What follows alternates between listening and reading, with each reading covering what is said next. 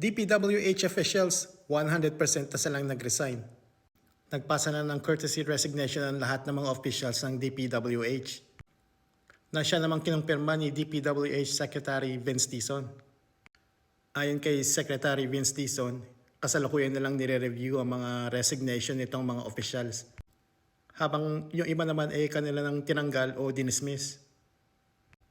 Pinahinto na rin ni Dizon itong anti-corruption task force ng DPWH na nakakatawa kasi paano mo hulihin yung korupsyon kung ikaw mismo na nagtatag ng anti-corruption task force ang gumagawa ng korupsyon.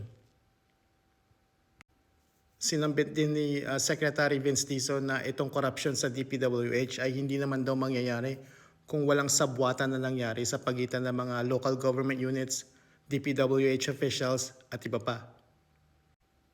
Ay, kasama nga rin pala yung mga contractors na napakaraming ghost projects. Yun lang. Okay, bye.